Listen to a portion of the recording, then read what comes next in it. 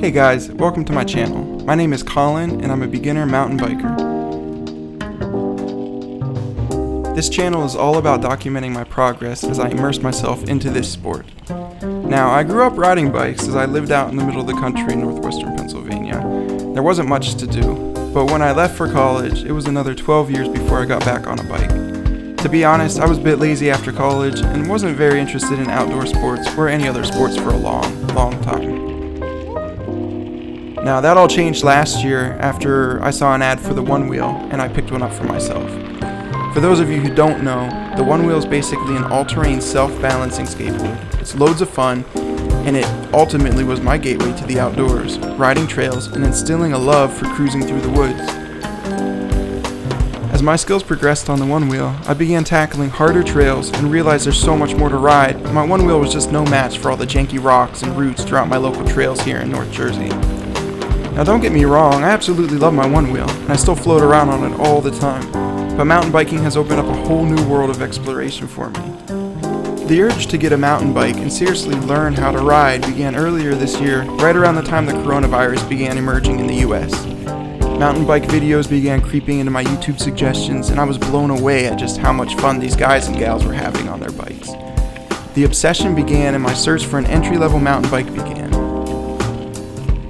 Mountain bikes have changed so much since I last rode 12 years ago. Now granted, my last bike was a dual suspension Next branded mountain bike that I saved for and purchased from my local Walmart. Now that bike at the time was amazing and I put tons of miles on it before leaving for college. But the bikes nowadays are built just so much better. They have much better components and specs and way better geometry. My search for a decent entry-level bike led me to the Fuji Reveal 1.3. Now these bikes retail for $1,599, but I managed to pick one up from bikebling.com for just $1,099. So that's a $500 discount. Now the Fuji Reveal is a dual suspension mountain bike with an SR Suntour coil fork up front and an X Fusion 02 Pro RL rear suspension, both with 120 millimeters of travel. It's got a 2x9 drivetrain, which is decent for starting out, hydraulic disc brakes, and a Shimano Dior derailleur. Now, I was originally going to get a hardtail for around the same price, but I figured I'd go for the full suspension since ultimately that's the type of bike I've always enjoyed riding. Now, my first ride on the Reveal was, well, revealing. I felt so awkward at first because of all the time riding Walmart mountain bikes years ago. It was still ingrained in my body, and the Fuji was telling me, nope, don't try so hard. Relax, let the bike do the work. So to put it simply, I couldn't believe how easy and smooth the bike rode once I figured out the key to riding a real mountain bike. It's just simply to relax and let the bike do the majority of the work. Man, thinking back on it now, I remember getting so exhausted trying to ride the little hills where I grew up. I mean, seriously, I worked so hard to just climb up a hill, and I remember just huffing and puffing all the way up that hill. Now this bike just climbs so much easier, it's ridiculously fun to ride. And the Fuji Reveal has proven to be a solid first bike. However, I will be upgrading a few things. First things first, I need a dropper post. It's become very clear, especially on some pretty straight descents, that I need to get that seat out of the way. So a dropper post is a must. And then up front, I'm going to get a RockShox Recon RL air fork.